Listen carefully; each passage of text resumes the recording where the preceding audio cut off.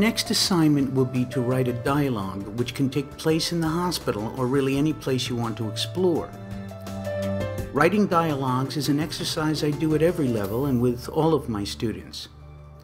We did a dialogue last year in Level 1 English, but now we are going to go deeper into dialogues, and I'm going to teach you how to get the most out of the dialogues that you write. I also hope to give you a better understanding of how communication works. Therefore, you will spend less time worrying if you are speaking correctly and more time listening to what the other person says and solving problems. Dialogues for my intermediate advanced class should be more than just a simple interaction between two people. You already know how to order a hamburger in a restaurant or ask where the bathroom is, at least I hope you do. What I want from you is a facsimile of real life in a variety of situations. The closer these dialogues are to real life with its complications, emotions, conflicts, etc., the more opportunities we will have to explore the language. First, I'm going to tell you how to make your dialogues interesting.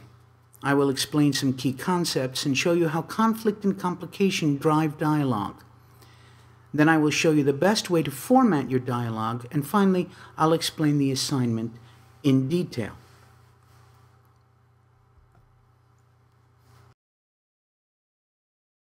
What makes dialogue interesting? So I need to explain a few terms to you right now. In every conversation, there are at least two motives. I want something, you want something. What I want is called my personal agenda. The patient wants to get better or not.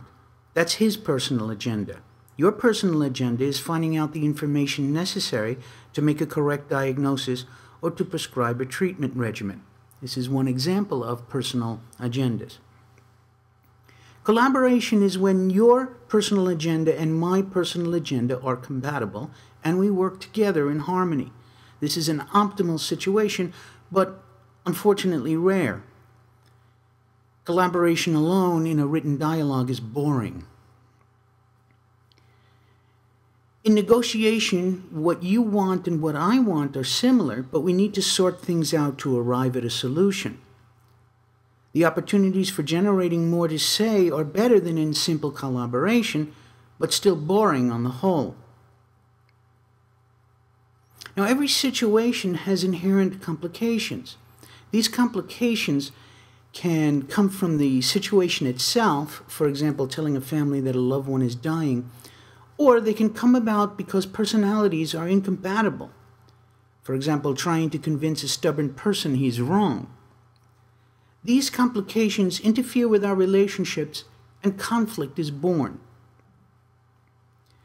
Through negotiation and collaboration, we arrive at a conflict resolution. Conflict is a key ingredient in a good class dialogue. Introducing a complication into a verbal exchange will create conflict. Conflict arises when these two opposing personal agendas clash.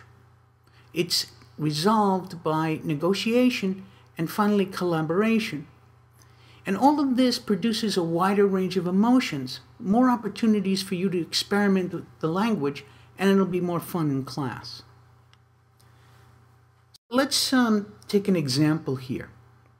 What I'm going to do is I'm going to play a short clip for you. I've placed subtitles in the clip, so it will be easier to follow. As you watch, ask yourself these, well, they're going to sound strange, but ask yourself these questions. What is the personal agenda of the aliens?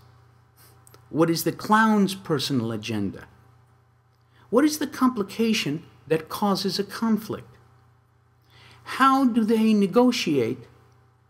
And finally, what resolves the conflict?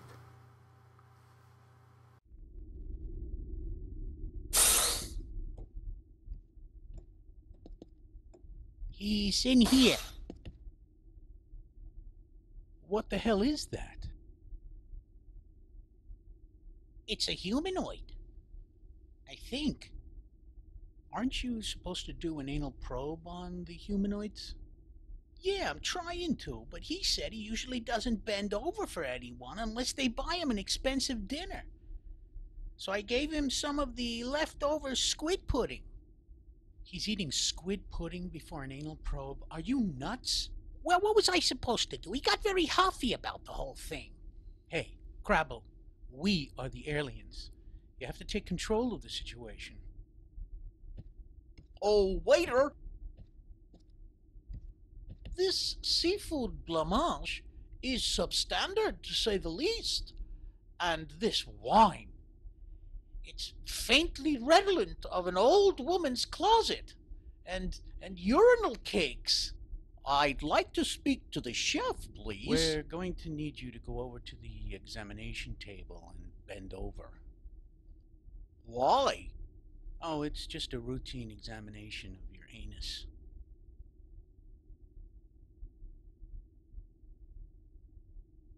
No. Sure, you bought me a nice dinner. You'll be kind to me. You may even ask me for my cell phone number and promise to text me. But come morning, you'll be gone, and I'll never hear from you again. We wouldn't do that. We're not like other aliens. Of course, you could pay me for my services. Oh, well, no, I feel like a cheap trollop. But then, I could live with that for, say, $25. We don't carry any of your earthling money. We've got some clamshells. Clamshells? Gentlemen, you want to violate that which no being but myself has ever had privy to. For what? A few clamshells. And dinner. Don't forget we gave you dinner. You call this dinner? I don't mean to be churlish, but raccoons eat better from my garbage pails. Okay, that's enough. Go to the table and bend over, or I swear I'll be probing your anus through the hole I make in your stomach. Okay, I understand you drive a hard bargain.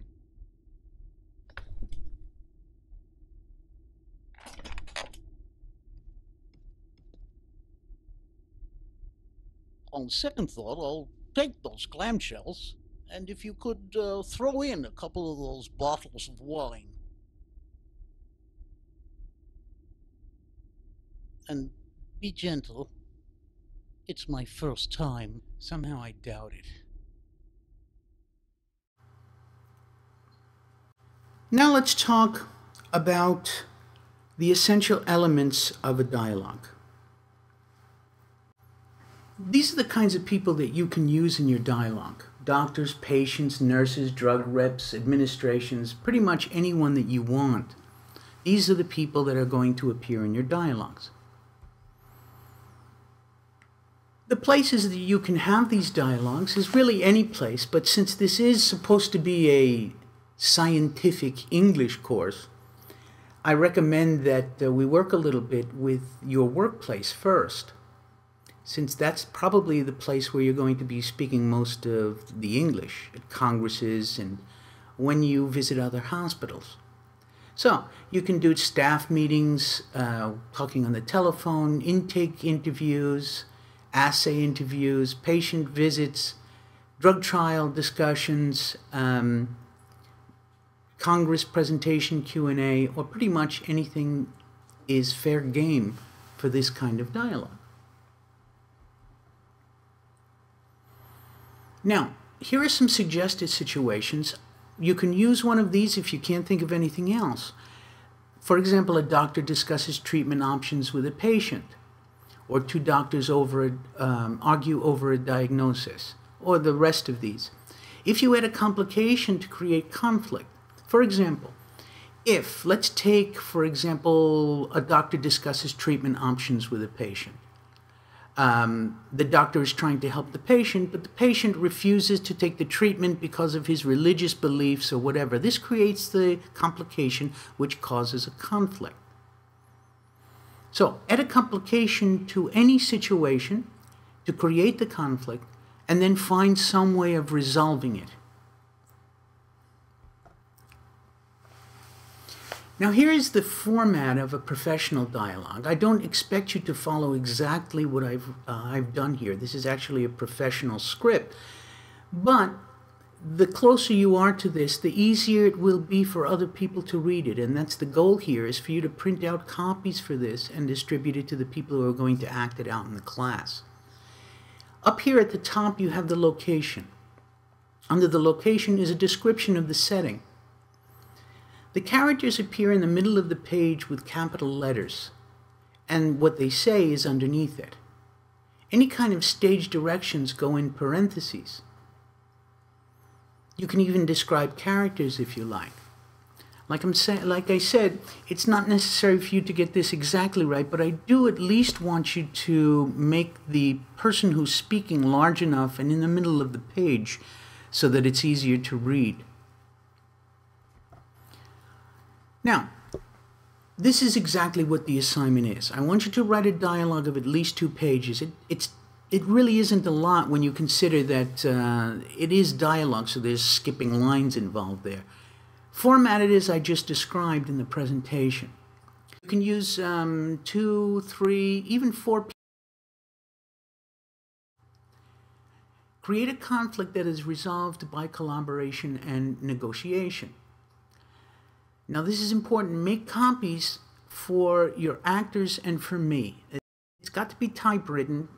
And then finally, be prepared next week to act out the dialogue in class. And that's it. I hope I've given you a better idea of how dialogues work, and I'm looking forward to reading them in class next week.